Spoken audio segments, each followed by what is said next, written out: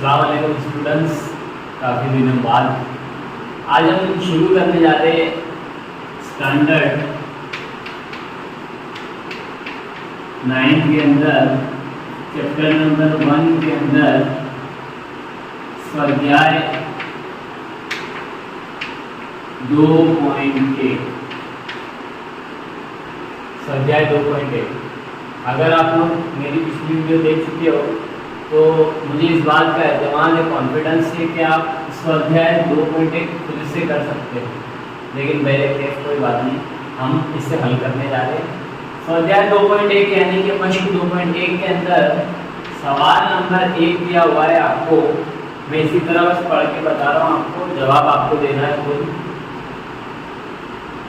सवाल बोला है शून्य एक सम्य संख्या छे, क्या 0 0 एक नास्तिक अदद है?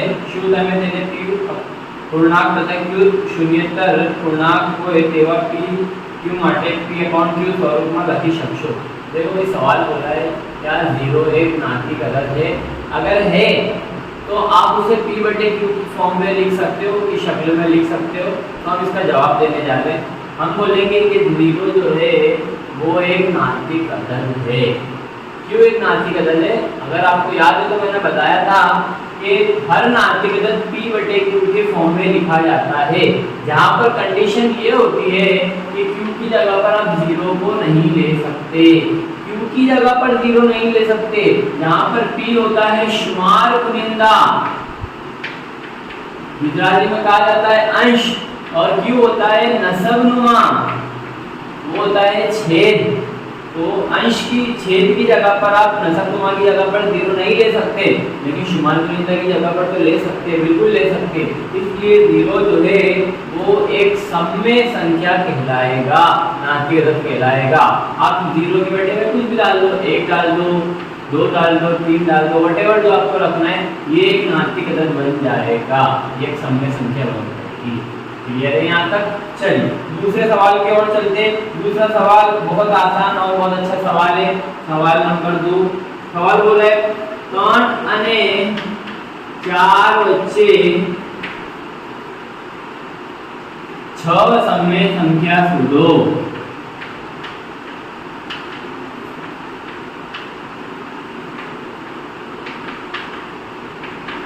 क्या सवाल बोल रहा है हमको कि 3 और 4 के दरमियान 6 नास्तिक अदद बताइए। ये उर्दू में सरल सवाल आएगा, फिर बड़ा आसान सा सवाल है। देखिए क्या कर रहा हूँ, मैं इसका हल करने जा रहा हूँ। 3 यहाँ पर है, 4 यहाँ पर है। क्या अब ये नास्तिक अदद है? नहीं है, इनको बनाना पड़ेगा। कैसे? इसके भी बटे में 1 डाल देंगे, इसके भी बटे में 1 डाल देंगे। अगर आपको याद है तो मैंने बताया था कि जितने भी आपको नास्तिक अदद पूछे हैं उससे एक ज्यादा से आपको दोनों साइड ज़रब करना है। कैसे? यहाँ पर दिया हुआ है आपको 3 और 4, इनके दरमियान 6 नास्तिक अदद बताने। आप यहाँ पर कर दो 7 से गुणा कर, तो यहाँ पर भी आपको 7 से करना पड़ेगा। यहाँ पर भी कर दो 7 से गुणा कर, तो यहाँ पर भी 7 से करना पड़ेगा। अब ये हो जाएगा 3 7 21 बटे में 7 21 7, जबकि ये हो जाएगा 7 चौक 28 बटे में 7 21 7।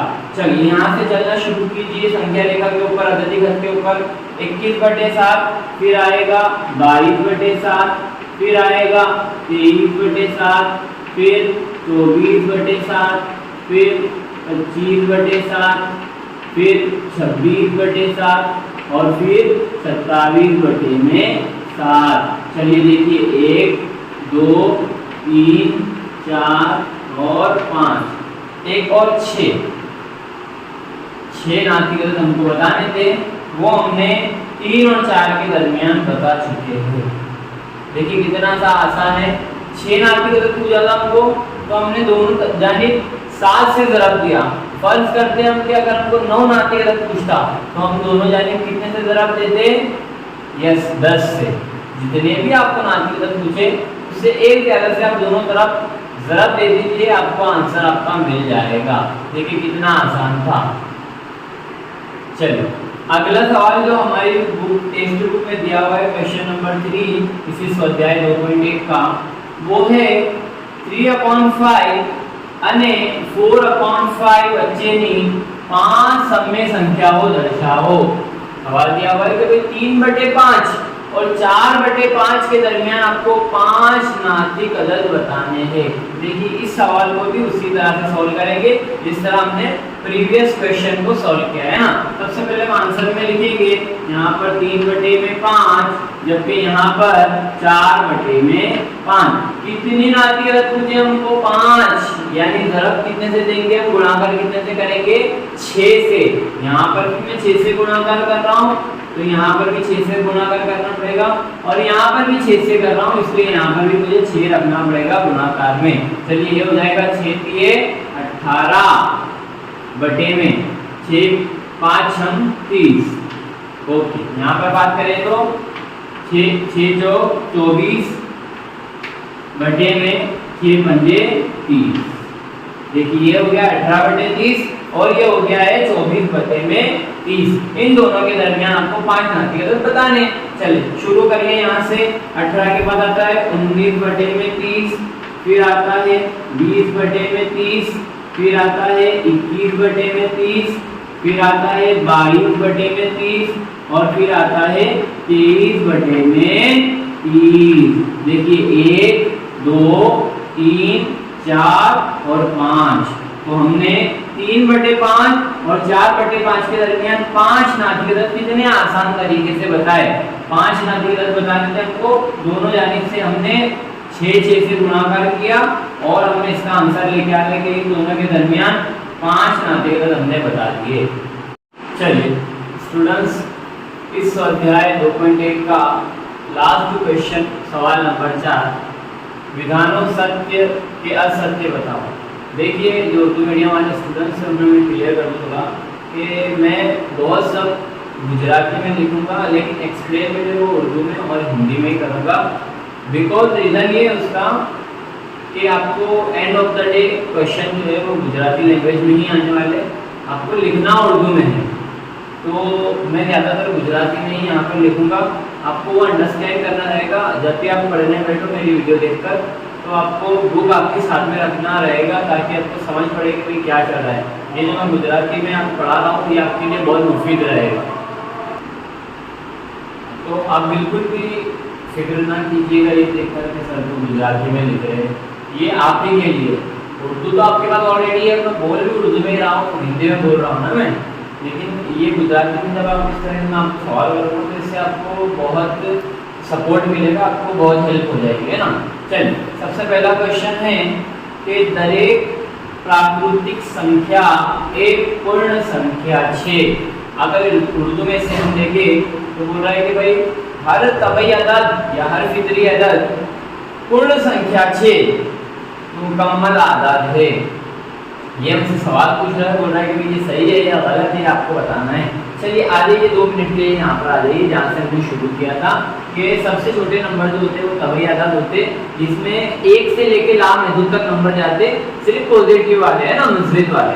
उसके बाद में दूसरे आते हैं पूर्ण संख्या मुकम्मल आदाद, जिसमें 1 से लेके लामहदूद तक पॉजिटिव वाले नंबर तो आते हैं, लेकिन उसमें उमेरा हो जाता है 0 का, उसमें 0 भी ऐड हो जाता है, इंक्लूड हो जाता है ना। अगले नंबर पे पूर्ण संख्या यानी कि सही आदाद, जिसके अंदर 0 से लेके पॉजिटिव वाले लामहदूद तक नंबर जाते थे और साथ ही साथ में इसमें नेगेटिव वाले नंबर भी आ जाते हैं लामहदूद तक, असंख्य तक, है ना, इंफिनिटी तक। आखिर में बात करें नास्तिक अदद की, तो नास्तिक अदद क्या होते हैं?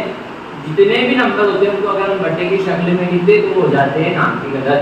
यानी कि अगर हम रोजमर्रा की जिंदगी से समझे तो तपीला आता है ना, तपीला जिसे हम भगोना भी बोलते हैं ना, तो ये सबसे छोटा तपीला है।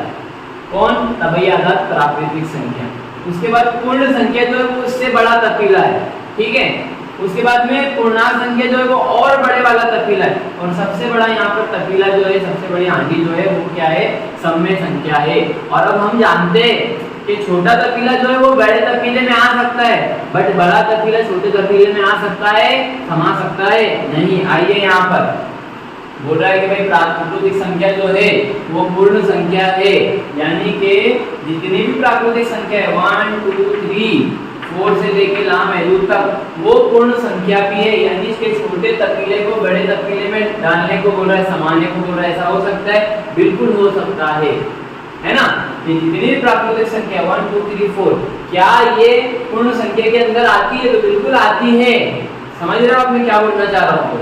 तो जितनी भी प्राकृतिक संख्या है वो पूर्ण संख्या भी है। तो ये स्टेटमेंट क्या हो जाएगा? ट्रू हो जाएगा, सही हो जाएगा, सत्य। आइए यहाँ पर ये बोल रहा है कि भाई जितनी भी पूर्णांक संख्या है वो पूर्ण संख्या होती है। पूर्णांक जो है वो बड़ा है, देखिए, है ना, और पूर्ण जो है वो पूर्णांक से छोटा है। यहाँ बोल रहा है कि भाई छोटे तकीले को बड़े तकीलों में समाइए। पूर्णांक के अंदर माइनस भी आता है, पूर्ण के अंदर माइनस आता है? बिल्कुल नहीं आता है। तो ये वाला स्टेटमेंट क्या हो जाएगा? गलत हो जाएगा। समझ रहे भाई आप बात? समझ रहे नहीं समझ रहे? चलिए लास्ट वन देखिए। दरेक सम्य संख्या एक पूर्ण संख्या छे, 2 घंटा पूर्ण लिखा गया है। दरेक सम्य संख्या है पूर्ण संख्या 6, है ना। यहाँ पर भी वही हो रहा है, बोल रहा है कि भाई जितनी भी नातिक अदद होते हैं वो मुकम्मल आदाद होते हैं। नातिक अदद किसको बोलेंगे? हम बड़े वाले नंबर को सम्य संख्या। मिसाल के तौर पर 2/3, तो ये एक सम्य संख्या है। क्या ये पूर्ण संख्या हो सकता है? क्या ये मुकम्मल आदाद हो सकता है? तो इट इज नॉट पॉसिबल, ये हो ही नहीं सकता। यहाँ पर भी वही बोल रहा है कि भाई बड़े वाले तब्दीले को आप छोटे वाले तब्दीले में डालिए। ऐसा हो सकता है? तो बिल्कुल नहीं हो सकता। इसलिए ये भी क्या हो जाएगा? फॉल्स हो जाएगा। और मुझे उम्मीद है कि आपको बहुत अच्छे समझ में आ गया होगा।